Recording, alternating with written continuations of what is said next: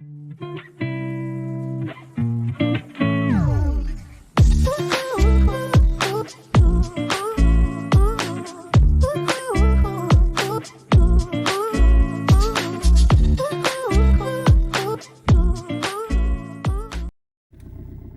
pessoal, tudo bom com vocês? Então, hoje aqui tá chovendo muito, muito, e é uma chuva que não para, não para. E chove, chove, chove, chove, chuva com vento ainda, muito frio, muita chuva. E hoje eu tô vindo aqui gravar pra vocês, contar um pouquinho da nossa vida, da nossa rotina, pra vocês irem acompanhando a gente e tudo mais. Hoje eu quero falar um pouquinho com vocês sobre o carro. Conseguimos pegar o carro, deu tudo certo, não arcamos com nada do nosso bolso, graças a Deus. Ele tá aqui novinho, novinho. O problema dele foi motor, realmente foi motor. Consertou, tá? Mil maravilhas, não deu mais nenhum problema. Ainda bem, porque o carro chegou na hora certa, porque só chuva, chuva, e tudo tem que fazer de carro, não adianta. E as coisas ficam longe, né? E ficar andando no vento, na chuva, nesse frio, não dá, não dá. Eu tô parecendo até aqueles cachorros molhados. Isso aqui não dá tempo de secar o quispo, não dá tempo de secar. E eu já tenho que botar ele de novo pra ir pra rua, aí fica com aquele cheiro, sabe? Então eu preciso de uma secadora urgente pra poder me livrar logo desse problema. E a gente já tá com o carro, já tá tudo tranquilo, tudo bem, graças a Deus. Olha, só pra mostrar pra vocês. Olha esse tempo, olha essa chuva. E só chove, chove, chove o tempo todo. E é só chuva o tempo todo. Deixa eu limpar aqui. É só chuva, chuva, chuva, chuva, ó. Não dá pra ficar sem carro. Então o carro chegou numa ótima hora, porque ficar nesse tempo com criança pequena, nessa chuva, não dá. Ó. E o que eu queria falar com vocês também é que o carro já tá aqui, tá tudo bem. E sobre a casa. Então, conversamos com o senhorio. Ele falou que não pode fazer nada com relação à casa, que é isso, é o que tem, é o que tem pra hoje. E querendo ou não, o nosso arrendamento, ele é um valor baixo, ele é um valor, tipo, como eu vou explicar pra vocês, é um valor bom, sabe? Na média que tá aqui em Portugal, aqui em Viseu, o valor dele é bom, é muito bom.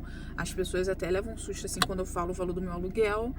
E ele falou que não pode fazer nada, entendeu? A gente tem que combater o mofo e tudo mais. E a gente tá tentando, eu e o Matheus, a gente tá vendo o que a gente vai fazer, porque vai chegar o verão, né? A primavera, o verão é uma ótima época para se mudar. A gente tá vendo direitinho o que a gente vai fazer, se a gente vai investir na casa. Mas como assim investir na casa? Vamos botar uma massa, anti-umidade, uma tinta mais forte, aquelas tinta mais cara para mofo, para bolor, para resolver essa situação logo. Se a gente vai investir nisso ou se a gente vai se mudar. Aí a gente tá pensando seriamente, porque se a gente for ficar na casa, a gente vai comprar alguns móveis novos, cama para as crianças, assim, a gente vai investir, comprar outros móveis e tudo mais, e pintar as paredes para ver se isso dá jeito. Só que o problema de a gente fazer isso, investir nisso e não dar jeito, aí a gente vai ter que ficar mais um inverno passando por isso. A gente tá vendo direitinho o que a gente vai fazer, qual a decisão que a gente vai tomar, porque ninguém merece, né? Ninguém merece. O ruim é ficar mais um ano, aí comprou tinta cara, massa cara, tudo caro pra poder botar na parede e não deu jeito. E aí, o que a gente faz? Tem que ficar mais um ano no inverno, porque se mudar no inverno, na chuva, é complicado.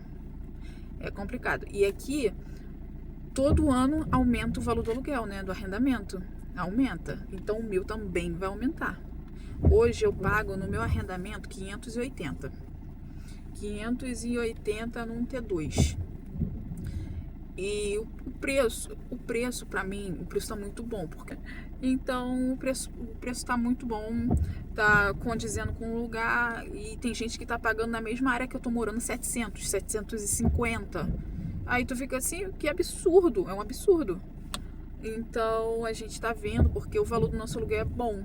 Mas por ele aumentar todo ano, ele provavelmente é para 600. Aí a gente tem que ver direitinho o que a gente vai fazer, o que a gente quer, se a gente vai ficar, se a gente não vai ficar. E eu pretendo vir aqui atualizar vocês e fazer isso aqui como meu vlog, vir atualizando e falando da nossa vida, da nossa trajetória, porque o que eu quero fazer aqui é trazer para vocês a nossa vida, a nossa realidade, como foi o começo. E eu quero muito vir aqui contar para vocês do nosso começo aqui, do que fez a gente largar o Brasil, desistir do Brasil de vez. Como eu vou dizer pra vocês, desistir de vez. Eu não quero mais saber do Brasil. Eu não quero. Se Deus vir pra mim e falar assim, não, você tem que voltar. Tudo bem, Deus mandou. Mas por mim, não, nunca mais. Porque o que eu passei no Brasil, só Deus. Só Deus. O vidro aqui tá embaçando, porque eu tô falando com vocês e não liguei o ar. Aí... eu não tenho vontade, eu e meu esposo não temos vontade, porque o que a gente passou no Brasil foi traumatizante e foi ruim, foi muito ruim, foi ruim pra mim, foi ruim pra ele, foi ruim pras crianças, sabe? Foi algo que, a minha filha tinha, eu acho que 3 ou 4 anos, agora eu não tô recordando. Se eu perguntar, sentar com ela agora, conversar, ela lembra. E sabe, quando você sente, quando você não se encaixa no lugar, você sabe quando aquele lugar não é pra você. E eu sentia isso de lá, que aquele lugar não era pra mim, que aquele lugar já tava me expulsando, que não era ali. Então, eu quero vir aqui conversar com vocês, contar tudinho da minha vida, pra vocês saberem de tudo, como foi, porque a gente veio parar aqui. Por quê? Porque, eu vou pra Portugal, eu vou me mudar de país. Não, não é assim. Tudo tem uma trajetória, tem um início, um começo, não é do nada vou fazer. Então, eu tô olhando aqui pra ver se eu tô atrapalhando, porque estão dando ré, pra ver se eu saio daqui, mas não precisa. Aí eu quero contar pra vocês tudo direitinho. Só que agora eu tô indo lá no mercado rapidinho. Tem que pegar meus filhos, tá uma chuva. Normalmente meu filho ele vem de carrinho, só que tá muita chuva e muito vento. Então ficar esperando no ponto ele chegar, não dá mesmo. Até porque a gente fica querendo ficar resfriado e no tempo não dá certo, né? Porque eu tenho que ficar lá com a minha filha, né? Ela tem 5 anos, não dá pra ela ficar sozinha em casa. Aí eu quero muito vir contar essa história pra vocês verem como foi a nossa trajetória, pra vocês não desistirem do sonho de vocês, aquele objetivo que vocês põem no coração. Eu quero isso. Aí não faz ser só um sonho, tenta fazer como um objetivo pra você ir e realizar. Não só, quem dera, se desse. Não, você tem que fazer acontecer, sabe? Não é delirar. Você tem que sonhar e acreditar no seu sonho. Você é a primeira pessoa que tem que acreditar em você. Mas fulano não acredita no meu sonho, Beltrano não acredita no meu sonho. Você tem que acreditar. Você põe Deus em primeiro lugar e vai em frente. Não olha pra trás, não olha. Porque se a gente olhar pra trás, a gente não faz, a gente desiste e fica no meio do caminho. Eu também quero contar pra vocês a minha trajetória de trabalho aqui em Portugal, como foi. Eu pretendo trazer tudinho aqui pra vocês direitinho. Vocês vão ver como é que é uma mãe de 2 imigrante, como funciona com relação a trabalho. Porque a minha trajetória aqui com relação ao trabalho foi difícil, foi muito difícil. Eu trabalhei aqui e nisso que eu trabalhei, eu só fiquei 1 mês. Eu fiquei 1 mês no trabalho, porque eu não condizia com o que eles queriam, porque eu não tinha proatividade, porque eles queriam que eu fizesse muito mais do que eles mandavam, sabe? Nossa, eu passei muita coisa no trabalho. Eu passei xenofobia, passei preconceito, eu passei muita coisa. Foi horrível, de verdade. É um trabalho que eu não desejo pra ninguém. Eu não desejo pra ninguém o que eu passei. Se você for parar pra conversar com as pessoas aqui sobre trabalho, é complicado. É complicado, porque cada um tem uma história. E não tem uma história boa. Até hoje eu não ouvi uma história boa sobre trabalho. Nossa, é complicado. Claro que existe trabalho bom, existe patrão bom, existe, mas quando a gente chega de outro país, a gente está disponível a qualquer tipo de trabalho, vamos dizer assim. Então a gente acaba passando muita coisa, sabe? E gritavam comigo no trabalho, falava que eu não podia ir pra casa de banho, aqui é casa de banho, né? Mas eu não podia ir pro banheiro, eu não podia beber água, eu não podia fazer nada, sabe? E, é porque é part-time, é só 4 horas de trabalho. E só porque é part-time, 4 horas de trabalho, você não pode beber água, você não pode comer, você não pode fazer nada?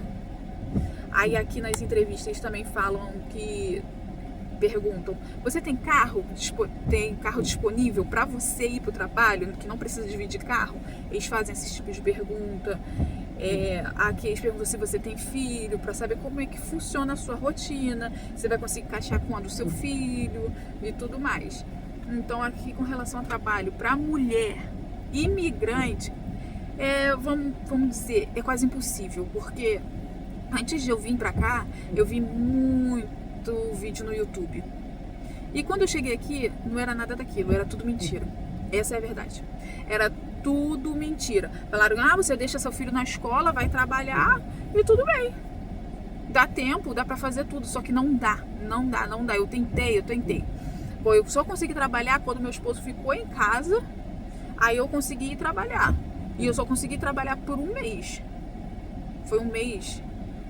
Foi 45 dias, eu acho, 48 dias. Depois disso eu não consegui mais trabalhar, porque aqui os trabalhos é final de semana, feriado, e os horários não batem.